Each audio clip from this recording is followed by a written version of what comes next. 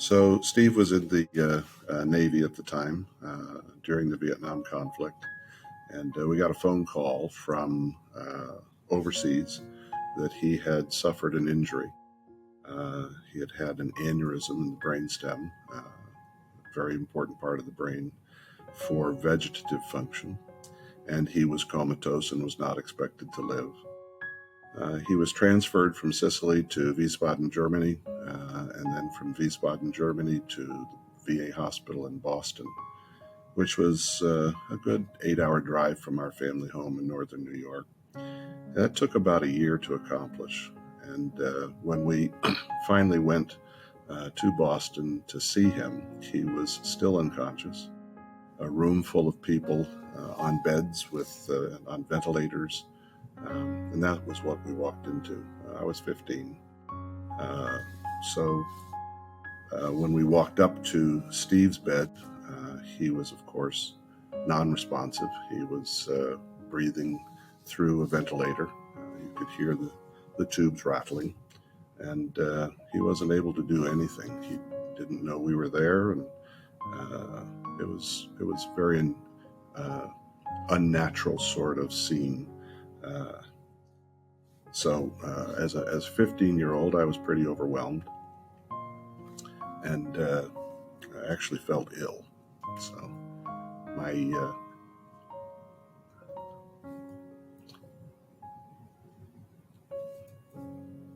we'll stop there. It's a tough memory.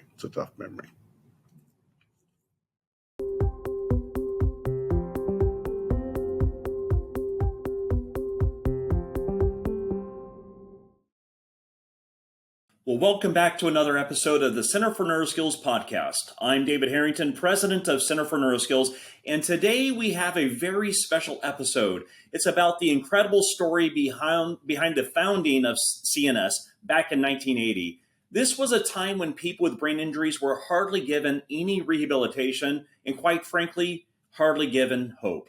We have a very special guest, a perfect person to tell this story, Dr. Mark Ashley, the founder and CEO of Center for Neuro Skills. Thank you so much for being here, Mark. Well, thanks, Dave. It's fun to be here. I'm looking forward to chatting with you about our 40-some-year history of healthcare and helping people who have brain injuries and their families. It's hard to believe that we've already been here for 40 years, and there's just so much to talk about with CNS as a leader in stroke and traumatic brain injury rehabilitation. But before we get to CNS, I would like to go all the way back to what brought this all about. I know your brother Steve was a huge part of the formation of this organization. There's memories of him in all of our facilities with his name. Your experience and Steve's experience is in our DNA, and it's such an important story, not only for CNS, but also the industry as you've pioneered this industry. So let's go back to the very beginning. Can you tell me a little bit about you and Steve and your childhood? Sure. So we were a family of 6, ultimately. I have a sister 7 years older. Steve was 5. And then I have a brother 10 years younger. So with the 5-year difference, you know the story between big brothers and little brothers, and that's exactly what it was. I was sometimes his good little buddy, and sometimes I was the guy that he was wrestling with and knocking around. Steve was he had a lot of great friends. They ran around town. In those days, you could, and until the street lights came on when we all had to come home. He was a bit of a motorhead, loved auto mechanics, and enjoyed fixing cars with his buddies. It was always a contest to see who was going to have the nicest car. It was never Steve. Until once he was able to buy a nicer car, and he had a nice convertible Ford Galaxy 500 that he would occasionally take me for a ride in. So that was our life. Great visualization. It's nice to hear that your relationship with your siblings same as mine. So as a kid, what did you want to be when you grew up? I know you for who you are as the founder, CEO, a pioneer in our industry, but I'm curious who you were as what you want to do when you grew up and Did you know that you wanted to do anything with science, rehabilitation, or medicine? I didn't. What strikes me most about my childhood was my imagination. Again, we didn't have much as a family. We weren't dirt poor, but we weren't anywhere near well off. And so you made things up. You played outdoors. You had an imagination, and you played with the other kids in the neighborhood, that kind of thing. So we always had different ideas. And as you know, I have quite an imagination and lots of ideas. So we would do things like collect books and put them in somebody's garage and call it a library. We would go around cleaning up the neighborhood. I spent time cutting lawns and shoveling snow to make a quarter here and a quarter there. Yeah, so it was just an easy kind of existence. We would play hide and seek through the block. We could run between neighbors' homes and no fences. And the neighbors were all kind and pleasant. So just a good scene, really. Didn't have any idea what I was going to do. I just knew I had to do well in school. That was required. That was definitely the focus of our time in that age, wasn't it? So Steve was in the Navy during the Vietnam War. It's 1972. He was only 21 years old. And gosh, Mark, you being a younger brother, you were just a teenager yourself. Um, can you walk us through what happened to both your brother and what that experience was like for you and your family? Yeah, yeah. So I was in high school. Steve had gone off and had been gone about a year, I guess. When the phone rang, I heard my mother scream. So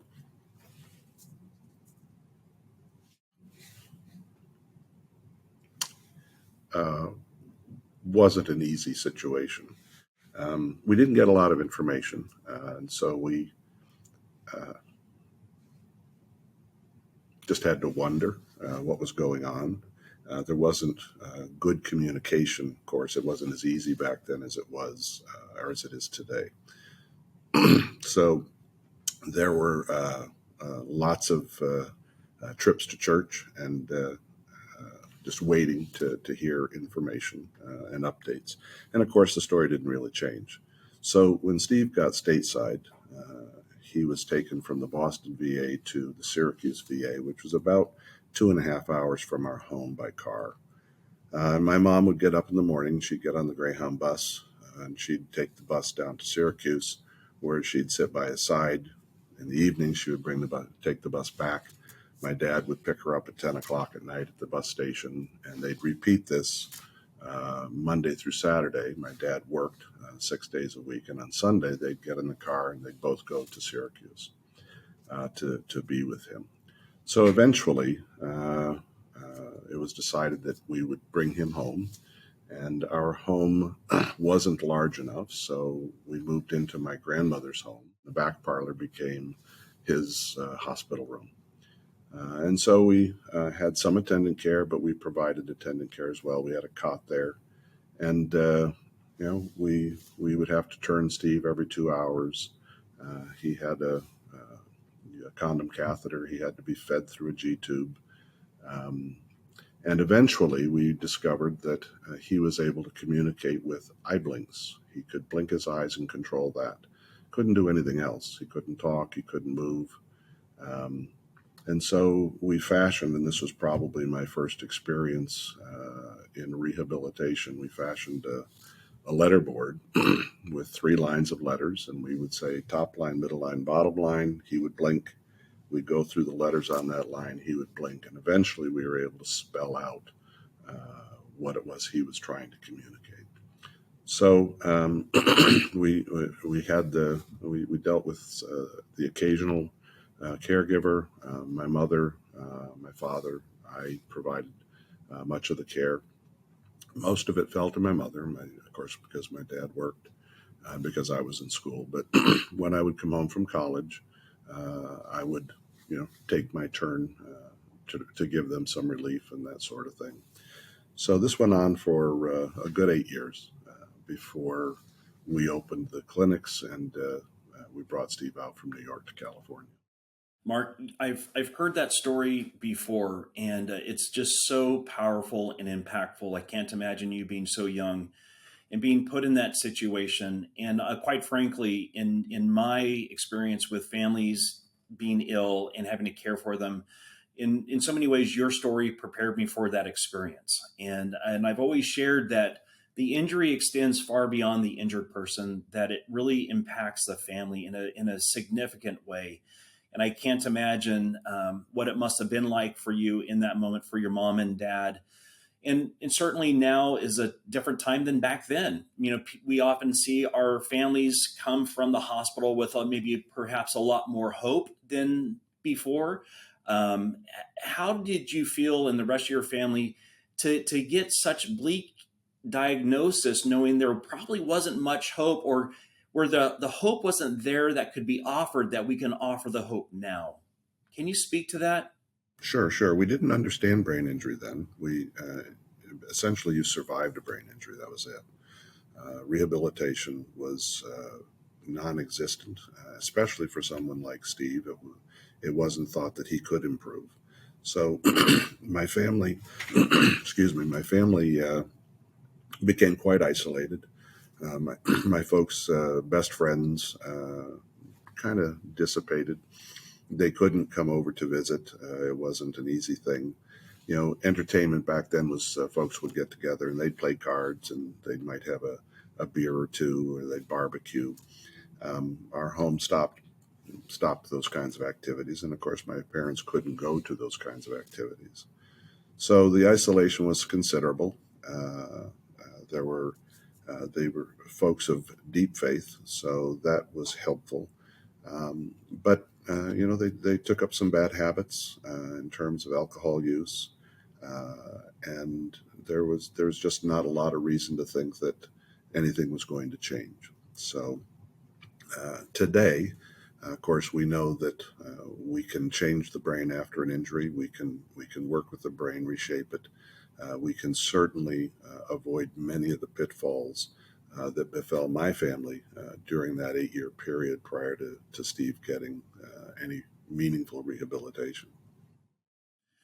Yeah, Mark, I have the fortune of knowing you now and looking back on your life and how you manage your life, how you manage the organization, the decisions you make, the courage that you have. But you were a young man at this time, and I am curious what did you decide to do with your life at that point, knowing that the deck was stacked against you and your family.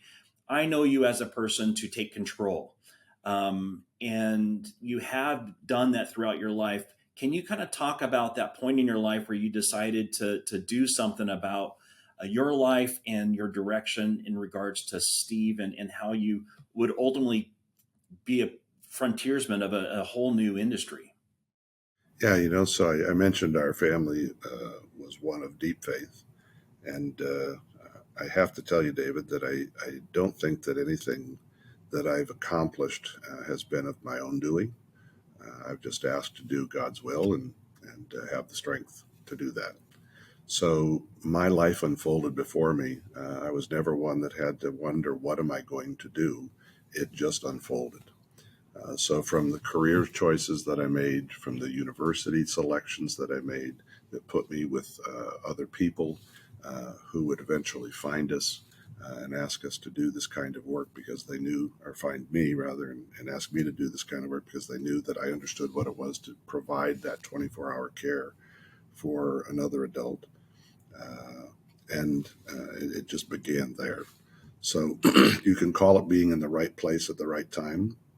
You can call it divine intervention. You can't call it my design because because I just put, as I said, just kept putting one foot in front of the other. Well, you certainly have done that every year that I've known you. And so going to become a speech pathologist, understanding the brain, learning more about the brain. We didn't know much about it at that time, but that's why I say you're a frontiersman, because you were ahead of the science. And what you were able to do with Steve and other people in those early years was absolutely remarkable. And so with that exposure, I know that you had some exposure to brain injury and what the research institutions were doing at that time in terms of what they would consider cutting edge research.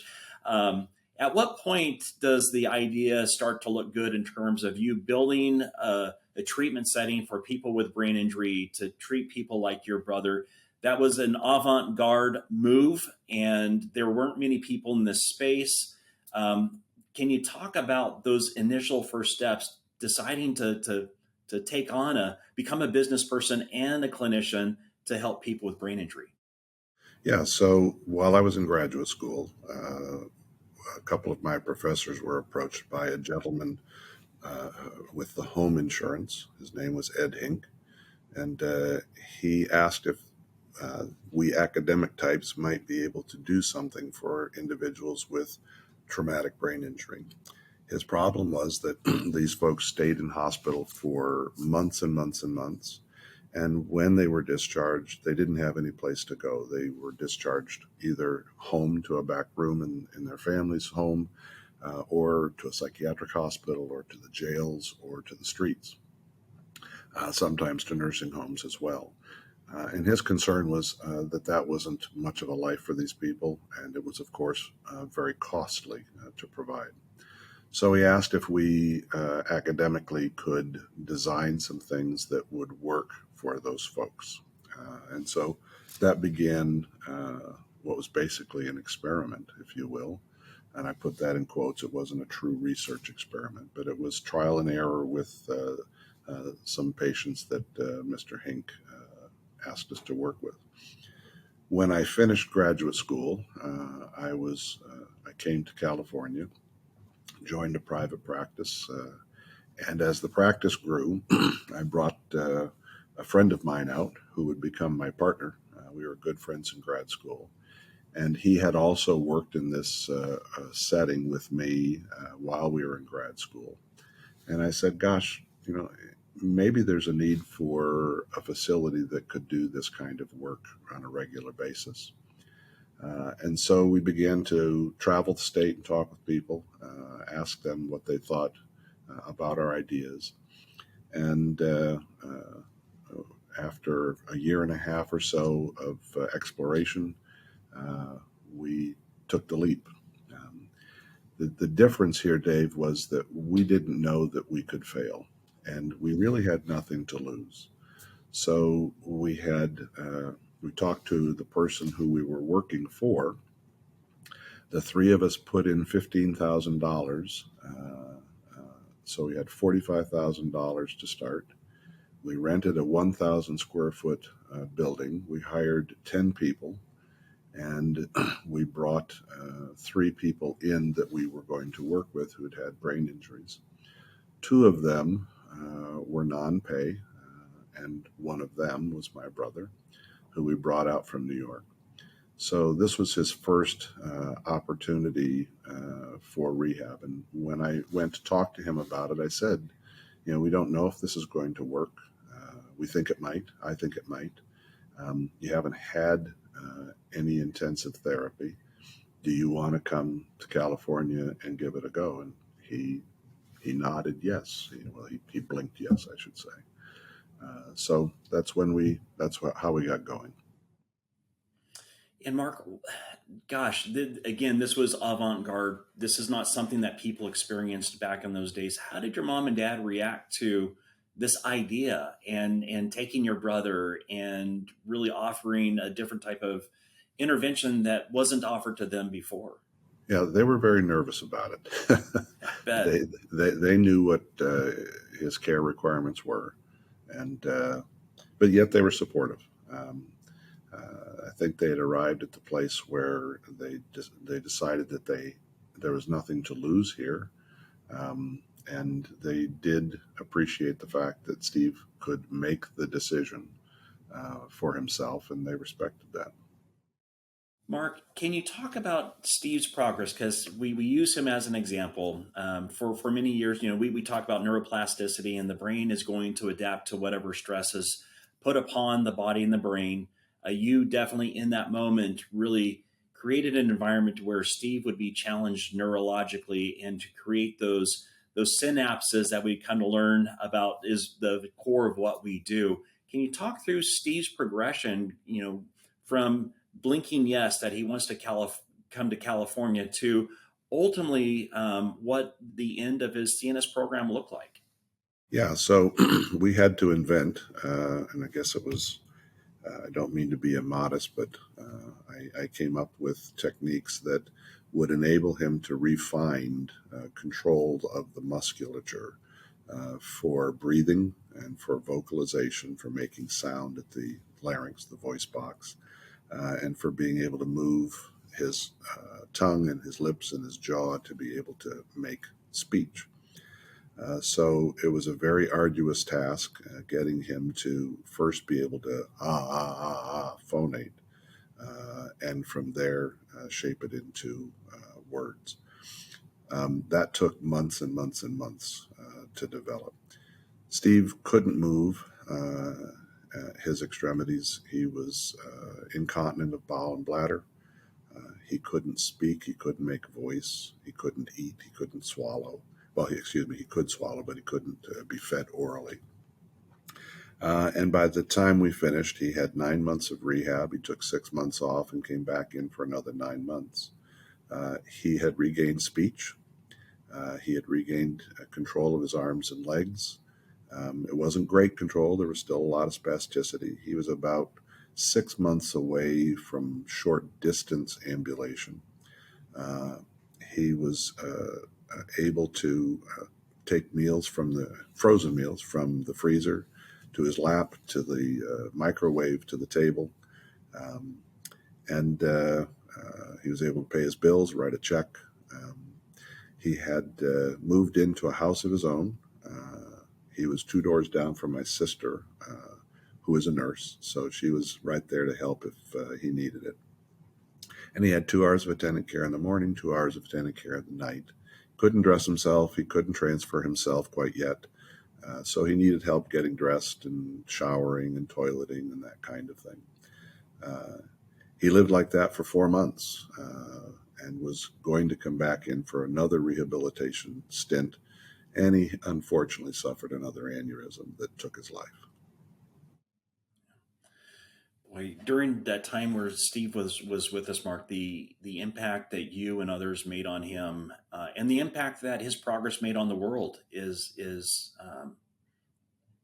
just absolutely amazing. I should hasten to add, Dave. I'm sorry. You reminded me with your comment. Yeah, Steve got married. Steve fathered a child. So my nephew, we see every summer. He's a fine young man, and so quite a difference from where we started. Yeah, you juxtapose that conversation you had back in New York. Do you want to come to California? To being as independent as he was, and just filling those life roles that he wanted to fill is just so incredibly meaningful. Back in the day, I remember as a young therapist, we would often borrow theories from other textbooks, other disciplines. Uh, you talked about creating interventions, and in fact, and talked about evidence based. We've been using these interventions for 40 years. We know it works. We see the outcomes of our patients. But early on, did you cobble together some of the other theories from other studies, and how did you come up with some of the models that you created? Yeah, so I was always one of my major professors advised me to read outside my discipline. So I was always reading outside my discipline. And this enabled us to develop some philosophies that uh, became our guiding light, if you will, for what we would do and how we would do it. Um, if we were going to take responsibility and ownership of success, then we also had to have the same for failure. So our motto was find a way. How is it that we're going to make this change happen? We also had to believe that the patients were going to improve. And at that day, or in that time rather, and you still hear it today, uh, patients plateau, they level out. And we said, no, they don't. They only do that if we stop treating, if we stop, or if the environment doesn't continue to promote growth and adaptation and recovery. Um, our our idea was that we had to have very intensive therapy. And this was based in principles of neuroplasticity, which indicate that when we have rapid repetition and we have a great deal of repetition, the intensity of it and the frequency of it and the duration of it are what make the brain change. And cause the brain to either utilize existing pathways or create structures that will enable new pathways to be developed. So from there, I guess we've just had this insatiable desire to continually do better and better. And one of the challenges, as you know, that people have in working with me is, for market's never good enough. And that's hard to be around because I'm always looking for, well, how that's great, we're doing it well. How can we do it better? How can we do it better? So I think it's important to be realistic about what we can accomplish and what we can't. It's important to own it all. Sometimes we don't know what we can do, and sometimes we're not going to know because it's not knowable quite yet for us. But we have to have that curiosity, and we have to take the responsibility to figure it out. Mark, that's so well said. You guys were given such a dire diagnosis and you overcame the impossible. And you had experts telling you that this was a hopeless situation. And what you just said really is meaningful to me in terms of my experience as a clinician and my experience as a business person, to be able to keep that DNA in our organization because it lives with us. And you're absolutely, we are not pleased with a no. It's never good enough. And we are always looking at the next step. Once we accomplish something, we move to something else. And I appreciate the DNA that you have woven into this organization. It definitely is woven into me. Where did you find the determination, Mark? You've led us well for over 40 years. Where do you find the determination? Uh, yeah, I don't take no for an answer easily. Somebody tells me something can't be done, I don't believe them. It's just the way I'm made. I figure if they think it can't be done, between the two of us, we just don't know enough. We got to go find something out that'll help us to do it. Ironically, my dad would read the Reader's Digest. Some people may know what that is. I don't know if it's still around or not. But he took a quote out of a Reader's Digest that he had seen after Steve's improvement, and it went something like, "Never tell a young person something can't be done. God may have put them there to do that very thing." It's something along those lines. And he wrote it. He took a paper bag, a brown paper bag, and he wrote it in black ink cursive, and then he burnt the edges of it, and he taped or glued it to a stained piece of pine board, and he put a little hook in the middle of it. And he varnished it, and he handed it to me. So it was kind of that was his way of saying, "Wow, I didn't think it could be done, but you guys sure did it." Things are different, Dave. We have a reason. We have lots of information now that tells us that the brain can recover, that tells us that we have different diseases within the family of traumatic brain injury and acquired brain injury. And we've been able to uncover ways, clinical pathways to fix the various deficits that we see after brain injury. Do we fix them entirely? Not necessarily. But we certainly improve them and enable an individual to have a much higher quality of life than they would without, much less disability, much greater independence, much greater satisfaction with life. And that's what's expected today. That's what's expected. The idea that we would not provide that treatment is foreign now to most people. It is so exciting to be able to know the foundation of the company, to also travel this path of neuroscience and what's uncovered, and to be able to ride that wave and get ahead of the wave, and to be able to make a bigger impact exponentially than before, knowing that the science is behind us and how we can leverage that. Mark, you talked about how if you touched upon a few things such as find a way and patients don't plateau, and there are core tenets of Center for Neuro Skills. It's in our DNA in terms of our values, our mission, our vision. Can you speak to a little bit more in terms of the various uh, the, disciplines that you've put in place, that more comprehensive approach, the impact of the family, and how the family is so important and how hope is so important in what we do? Sure. So, my view of this is that the brain is the body's most exquisite and most complicated organ, and it deserves all the effort that we can give it. So, we use physical therapy, we use occupational therapy, speech pathology or speech therapy. We've added educational therapy, we've added counseling, we've added vocational rehabilitation, rehabilitative nursing, and many of the medical disciplines from neurology to neurosurgery, neuropsychology, neurooptometry, neuroophthalmology, orthopedics, urology. You name the discipline, and we interact with them because of the complex nature of the disease processes after stroke and after brain injury, after traumatic brain injury. And all of these people are guided by what we call a bias for action. Uh, if we assume that the person is going to improve, then we do things that will enable the person to improve. If we assume the person won't, then we don't do those things. And so we don't practice a reactive sort of approach. We practice a proactive approach. We have a script and we have a plan in mind as to what the recovery is going to be for any individual patient.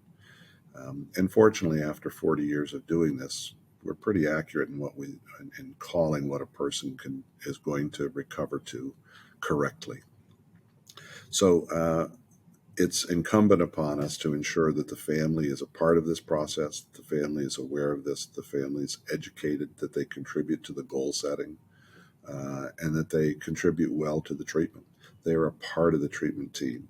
And so we do provide education and coaching for families as to how to be good team members, how to provide the best therapeutic experience for their family member, as well as blending in, of course, all the love and affection that a family would have for an individual. Yeah, thank you, Mark. And I would say that that is really one of the innovations in terms of treatment that you set up early on in our days. That comprehensive interdisciplinary approach. Before care was fragmented, quite frankly, care today remains fragmented. They want to farm out one issue to one discipline, another issue to another discipline, and perhaps in different buildings. You've been able to bring that all under one roof, and also as time has gone on, brought more providers so that we can have that really comprehensive approach under one roof. You talked about conventional wisdom and what it was back in the day, and how you've overcome that. Can you speak to a little bit more to the state of brain injury research back then in 1980, and really where it's come? And I know that this is part of our DNA too. We love research. We like to integrate the data, new knowledge, but there's certainly been an evolution in what we know. Can you talk us through that transition from back in the 80s with the research then versus the research now? Yeah, so the research was almost non-existent in the early 80s. You just couldn't find much about rehabilitation. You could find a great deal about stroke and problems with stroke, but you couldn't find information about how to rehabilitate stroke. Today, we have a tremendous amount of publication, research and publication available um, in the fields of rehabilitation medicine in particular, but also in the areas of applied neuroscience. So, what goes on in neuroscience in terms of understanding the anatomy, the physiology, how the parts of the brain work together at a gross level and at a microscopic level and at a molecular level, that information applied from bench to bedside has made a huge difference in how we undertake the therapies. So the therapy today is heavily steeped in uh, principles of neuroplasticity derived from the research on the hard sciences side of this, the neuroscience side of things. And to some degree, much of that information, of course, is animal-based. The good news is the learnings from animal-based research are often readily applicable, are applicable rather to humans. And certainly as neurons fire, they fire pretty much the same way across species. So those things have been quite useful. And the proof is in the pudding, Dave.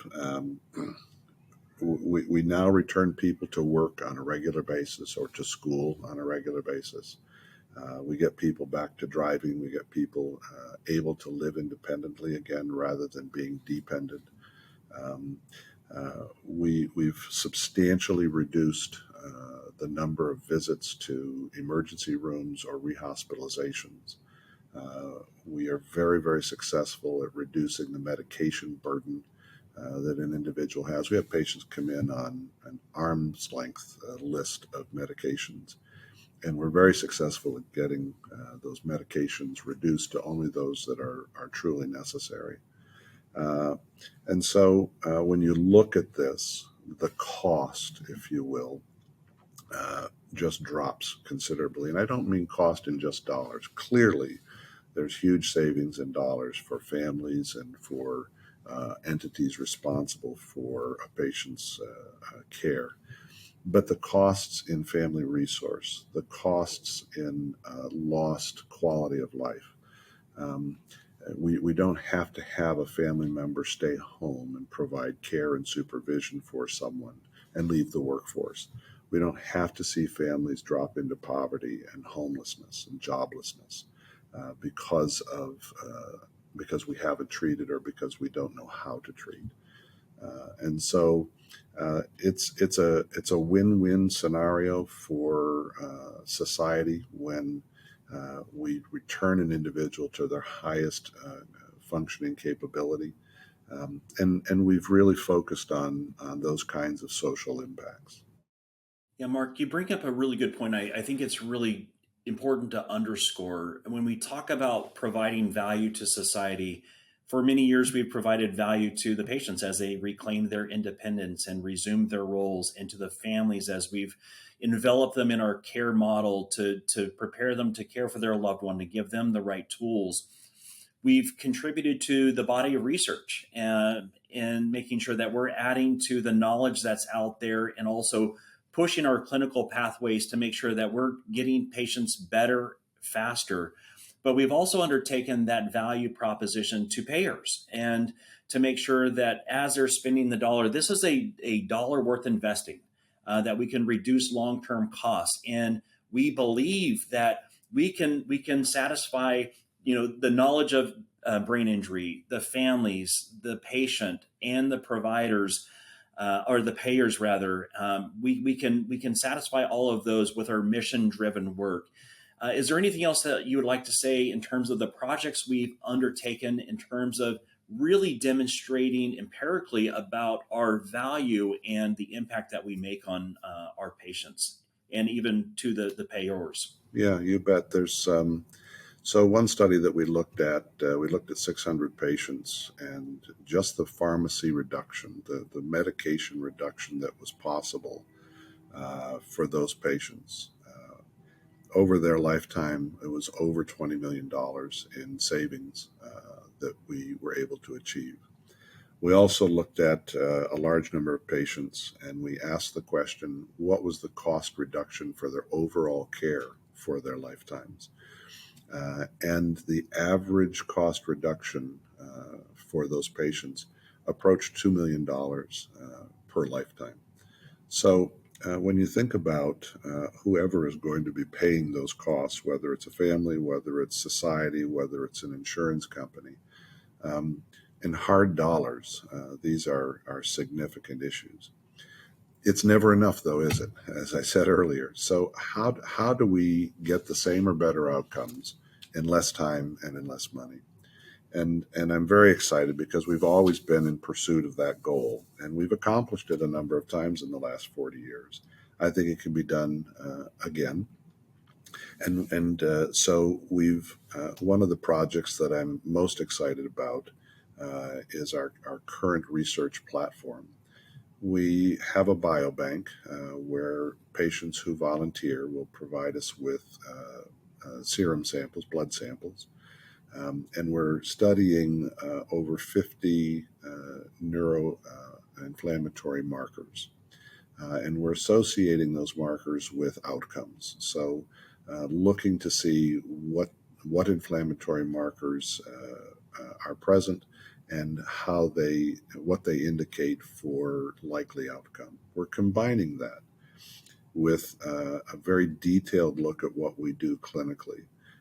As you know, we've created a data lake where information from our clinical treatment on each patient is fed into this data lake, anonymously sourced, and it allows us to ask questions like which patients improve, how quickly, with what medications, with what treatments, with what treatment intensity, with what treatment duration. What were those effects on their neuroinflammatory biomarkers? What were the effects financially? What were the effects pragmatically in terms of their quality of life, their level of independence, return to driving, work, etc.? And what can we do to accelerate recovery in various groups and further recovery in various groups? So we know that men recover differently than women. We know that younger people recover differently than older people, as just a couple of examples. And as we dig further into this data and explore it better, I think we're going to be able to come up with treatment pathways for smaller and smaller segments that will really accelerate their recovery and further their recovery, prevent us from over-treatment or under-treatment, and help us to refine things even further. Well, Mark, I want to circle all the way back around and just make a couple comments. First of all, I never get tired of hearing about you and Steve and the origins of this company. I am always inspired by what you have done and overcoming adversity. And I have to tell you that those early days really have set the DNA of the organization. It's in everything that we do, everything from being told that it's not possible to making it possible, to being able to prove something right through data. We're a very data oriented company. To be able to be on the forefront of knowledge by contributing to research. And you mentioned the biobank, but there's also the gut brain interconnection, and the sleep, and all these other factors that extend beyond the traditional OT, PT, and speech, which we're very specialized here, and the other disciplines as well. And that DNA is truly woven into this organization that you've set out. It's definitely woven into me in terms of how we are. We're almost the underdog in many ways. It's never good enough, but we're underdogs with advocacy. We advocate for our patients. We advocate for value. We advocate for families.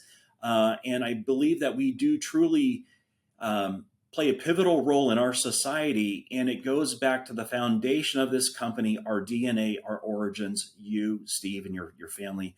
And I'm honored to not only have you as my boss, I'm honored to have you as my mentor and a very, very good friend. And I just want to thank you so much for being able to take the time and sharing. Sometimes exploring the past is not the easiest road, but I think it's an important road. It made us who we are. I'm really glad we had the chance to talk about these in details. It's truly an amazing story of determination. It's inspiring to me. I know it's inspiring to everyone else. And I want to thank you for all that you have done for not only my family, our staff, our patients, but quite frankly, our industry. You are a frontiersman, and that is going to continue on because it's who we are. So I'll give you the last word, Mark. Well, thanks, Dave. This is about persistence, right? When I look at my life, I see that it's been all about brain injury, and obviously quite unintentionally. From my brother to each of my three sons having sustained injuries and fractured skulls and had having to have a little rehab, some of them, to my own concussions and the sequelae there, to my father's death from a severe stroke, my brother's death from an aneurysm. And then so many of the people who work here who've had the occasion to have a brain injury in their families, many of our colleagues. There's 3 to 4 million of these injuries in the U.S. a year. And as the silent epidemic, it's called, it's just amazing to me that we don't have far more resource available to treat these patients and to help their families. By contrast, an awful disease, breast cancer, you'll see about 220,000 or so new cases in the U.S. in a year. So we know much more about many of the diseases, and it's good that we do, but we don't, when you compare it to brain injury, we don't have the same kind of advocacy available. These people live without rehabilitation often, lives of silent desperation in families, isolation, depression, joblessness, homelessness, as I said earlier. We need to change that. We need to change that. And so our goal is to change the way folks with these injuries are treated, and to put the information out there that makes it unassailable knowledge that folks can improve. They should be given the opportunity to improve, and that it's money well spent. It is not unduly expensive, in contrast to the benefits both socially and financially. So, as I said, I didn't have a lot of choice in what I did. I just kept putting my one foot in front of the other. I'll keep doing that.